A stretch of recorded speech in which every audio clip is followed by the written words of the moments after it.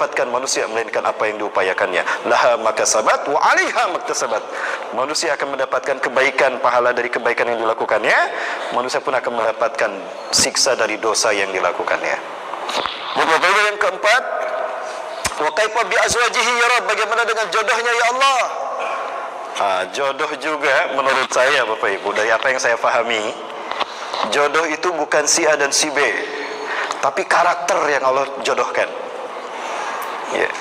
Dalam Quran surat An-Nur ayat ke-26 kalau tidak salah, Allah berfirman, a'udzubillahi minasyaitonirrajim, al-khabisatu lil khabisin wal khabisuna lil khabisat. Wanita-wanita yang berperangai buruk akan menjadi jodoh bagi laki-laki yang buruk pula. Laki-laki yang berperilaku buruk akan menjadi jodoh wanita yang buruk. Wa thayyibatu li thayyibina wa thayyibuna li thayyibat. Laki-laki, wanita-wanita yang baik akan menjadi jodoh bagi laki-laki yang baik. Laki-laki yang baik akan menjadi jodoh bagi perempuan yang baik. Jadi yang Allah takdirkan adalah karakter. Maka jika ingin mendapatkan jodoh yang soleh, solehkan diri kita. Maka solehnya kita, baiknya kita menjadi energi untuk menarik yang soleh. Itu Bapak Ibu sekalian. Masalah siapa orangnya, pilihan kita. Contohnya Bapak Ibu, saya dulu ceramah di Medan, ada yang matching dengan saya. Assalamualaikum Ustaz. Waalaikumsalam. Wah, matching dengan saya nih. Ceramah di Aceh. Waalaikumsalam Ustaz. Wah, nggak matching juga tuh. Di sini ada juga yang matching. Apakah di setiap tempat kita ambil? Tidak. Siapa orangnya, pilihan kita. Itu Bapak Ibu ya, pilihan kita. Jadi jodoh kita sudah ada, permasalahannya mau dicari enggak gitu. Itu Bapak Ibu. Kemudian yang ketiga, yang keempat, wa kaifa bi ajalihi ya Rabb, bagaimana dengan ajalnya ya Allah? Terkait dengan ajal Bapak Ibu, kematian. Detiknya, menitnya, jamnya, harinya, minggunya, tahunnya sudah Allah catat. La yastakhiruna sa'atan wa la yastaqdimun.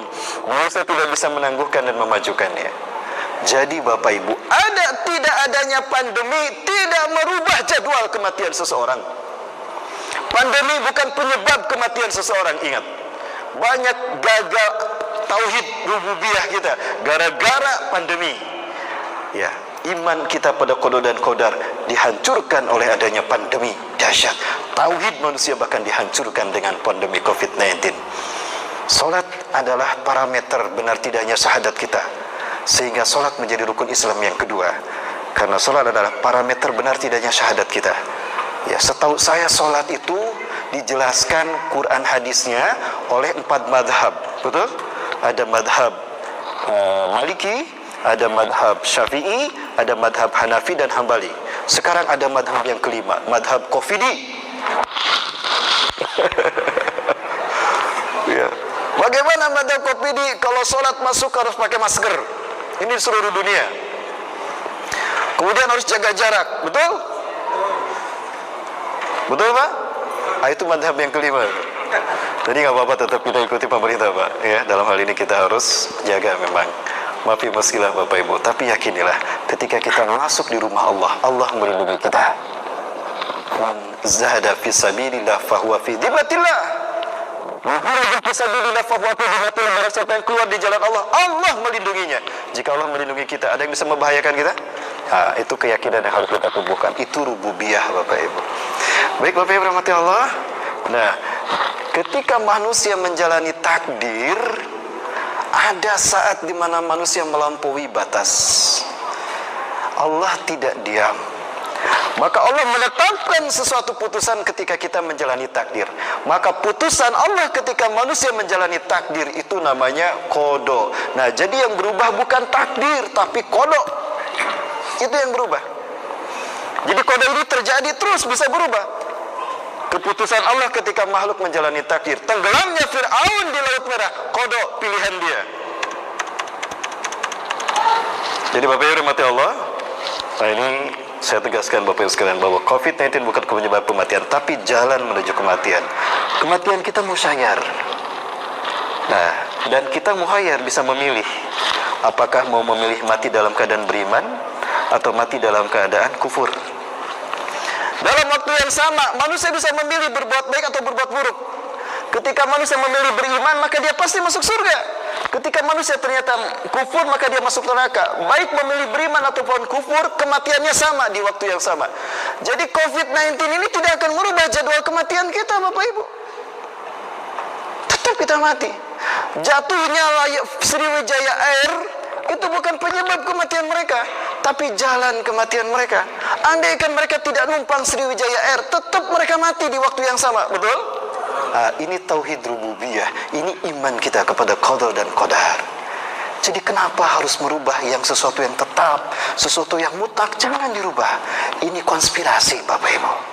Tadi malam saya bedah konspirasi COVID-19.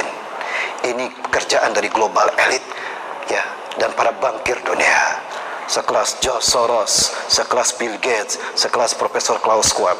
Mereka bertemu rutin dalam satu pertemuan dunia, World Economic Forum. Mereka ingin meriset peradaban kita. Bahkan judulnya itu ada ekstrim gila sekali, The Great Reset 2021.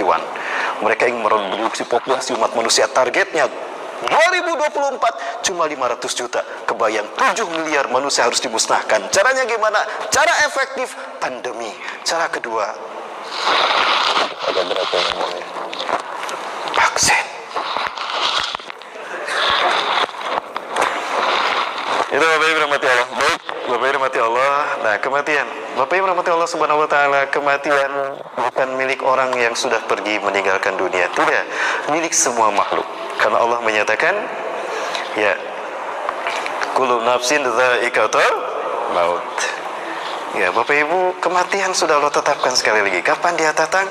Ketika ajal kita tiba. Dan kapan ajal tiba? Ketika rezeki kita habis. Konon malaikat maut setiap harinya datang menghampiri kita 70 kali malaikat maut tuh. Ketika datang rezeki kita masih ada, balik lagi. Ketika datang rezeki kita masih ada, balik lagi. 70 kali sehari semalam. Ya. Maka ketika datang rezekinya habis, mati itu dia.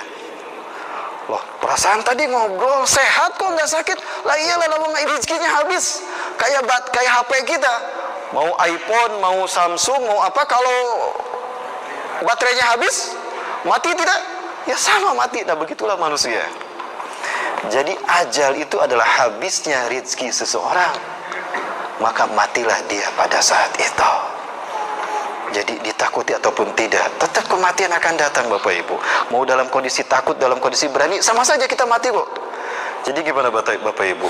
Apakah harus kita takuti kematian? Jangan. Yang harus kita takuti adalah kehidupan setelah kematian.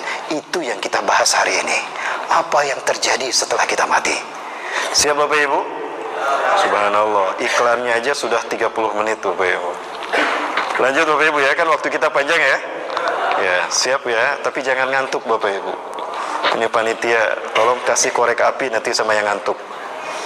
Ada yang ngantuk ganjel pakai kayu api itu. Ngantuk lagi ganjel, udah ngantuk terus ganjel. Sudah diganjel masih ngantuk, bakar korek apinya. Bra.